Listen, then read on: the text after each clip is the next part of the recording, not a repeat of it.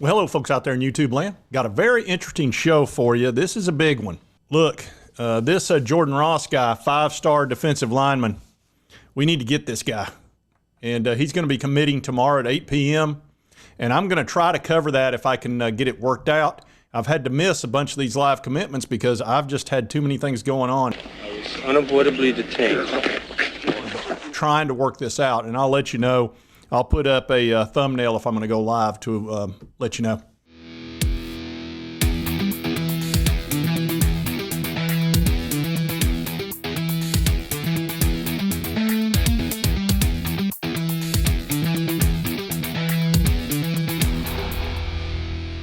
Oh, folks, on a side note, if you would do me a favor, if you'll hit that like button, that helps me with the algorithm. Now, I don't understand exactly how the algorithm works, but it would help me out and get this video out a little bit more.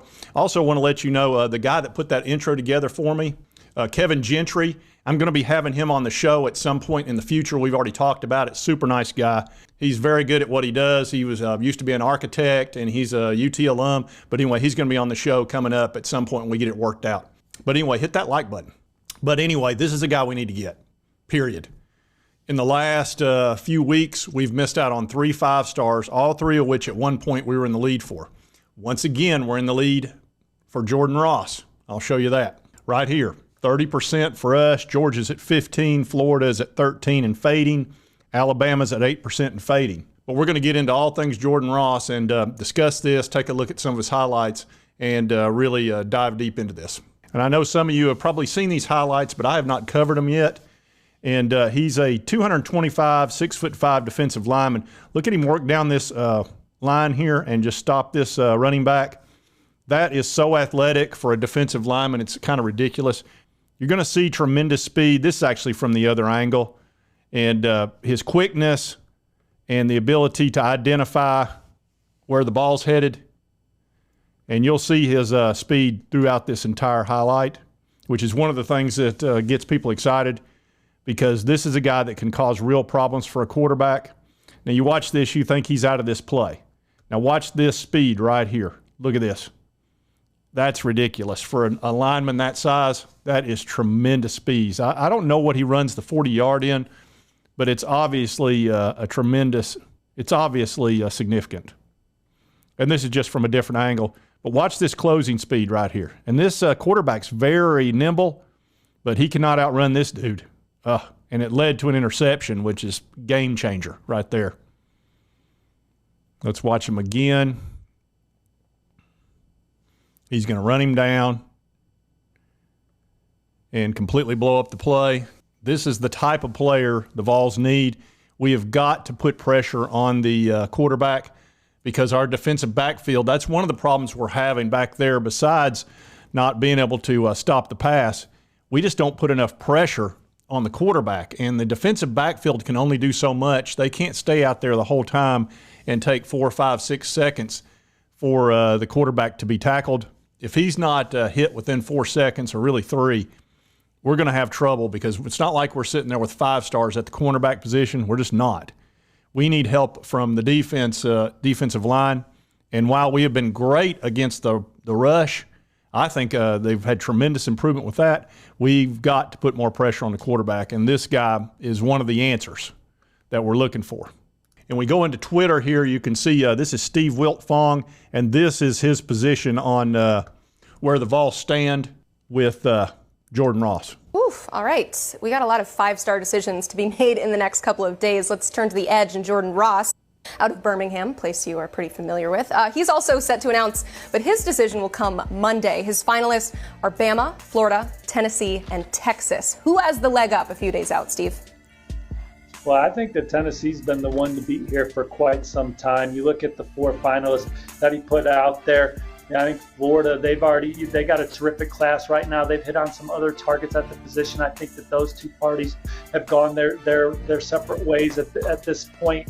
I think that although he really enjoyed Texas, I think that I still like Tennessee over Texas there. And then Alabama, I just think that when you look at this recruitment and you look at the program that has prioritized him the most, the program that has built the best relationship with them. And I think that's Tennessee. He loves where this program's going under Coach Heupel and company, Coach Garner. And then he loves the fan base. When you talk to him about Tennessee, he always points to the support that the fans give, the support that he sees from them on social media and stuff too. So I think that Tennessee is the nation's number 11 recruiting class right now. They're in line for some good news here from Jordan Ross. And I'm double checking here to make sure he hasn't put a crystal ball prediction up yet. And I do not see one for any of the teams so far. I'm not seeing it here, Lloyd. She must be unlisted. As far as the Vols and Jordan Ross. But I wouldn't be surprised if he puts one out tomorrow. A lot of times the day of, you'll see a crystal ball where he hears something or actually talks directly to the recruit. So we'll be watching that very closely, obviously. This is a big deal. Folks, this is a big deal. Look, we just covered Camarion Franklin, a guy we were leading for, and we missed out on him.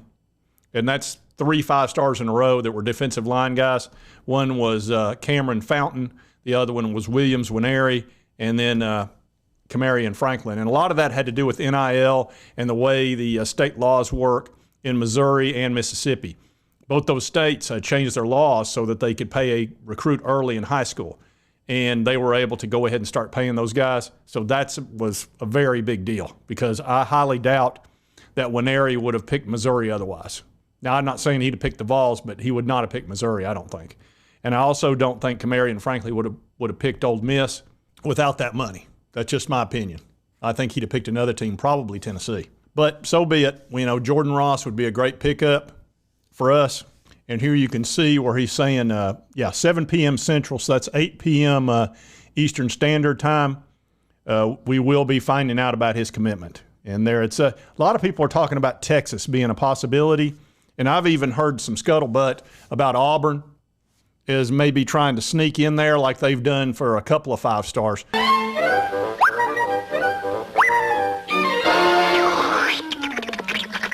They've been throwing that money around, some of that Yellowwood money. So we'll see how this all plays out. But again, tomorrow at 8 p.m., we'll find out. We need to pick this guy up. He'd be our 20th commitment, and that would move us from 11th on 247, and I think we're more highly rated on 3. But we've fallen down a few spots because we haven't had a commitment in a couple of weeks.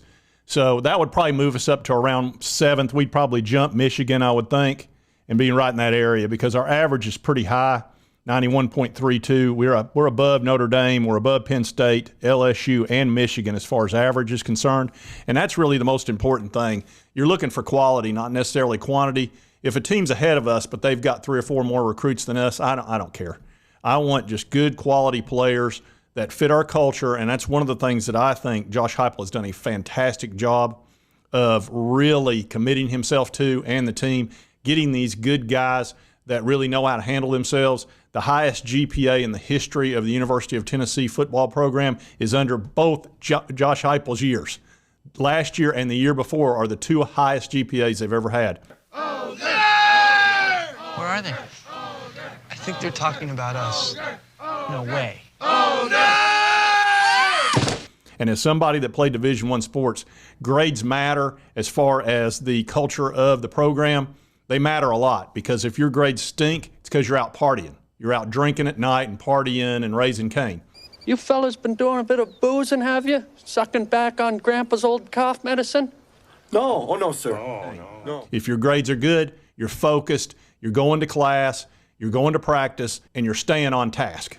And that's what Heupel really works on, is keeping his guys on task. And they're doing a great job with that. And that always leads to winning. I don't know why it does. Something about doing the right things during the day leads to great things on the field. For whatever reason, that's always consistent. And we don't need to miss out on any more 5-stars. I've just about had it with that. Doesn't anyone notice this? I feel like I'm taking crazy pills. Yeah, it's irritated me to say the least. And at this time, I do want to thank today's sponsor, and that's Sevierville Golf Club. This sponsorship has really helped me as far as being able to spend more time on videos and put more content out there for you. And Sevierville Golf Club's also the course where I play. I play every week out there, and it's always in great shape. They really spend the money on the course and keep it in excellent condition. They've got an excellent staff out there. They're very kind and decent to folks. They know how to treat you. And whether you choose to play the River, which is their tougher of the two courses, or the Highlands, they're really excellent layouts. And again, the conditions are always really nice. This summer, even with all the rain, they've really kept the course in excellent shape. And if you want to hit some balls and really work on your game, if you're a local and you just need a place to hit some range balls, man, they got a great range there. It's excellent. It's one of the best you'll ever hit on. He's got a beautiful backswing. Dad, oh, he got all of that one. And also, if you want something to eat, you can go into Mulligan's. They've got really good food in there, a chef, and they'll take good care of you in there as well. They've even got memberships. You can check that out if you're. And again, this is open to the public. I know it's called Sevierville Golf Club, but it's open to the public. You can also buy a membership if you want to. It's kind of semi-public, I guess is what you'd call it. But anyway, be sure to check out Sevierville Golf Club and tell them Sports Talk Jay sent you. And if you like this content, be sure to hit that like button. Let's move to continue to cover the Vols and the SEC recruiting and all that. I really enjoy covering the recruiting. I've always kept up with that. I know some people don't like it, but I've always enjoyed it because, look, if you don't have the ingredients, you can't make a great cake. Okay, or put together a great team. And if you've not subscribed, it's on your right, my left. Just hit that little button. Costs you nothing, helps me out. And right over here is my most recent video that YouTube thinks you'll love based on your viewing history. And we'll see you next time on Sports Talk Jay.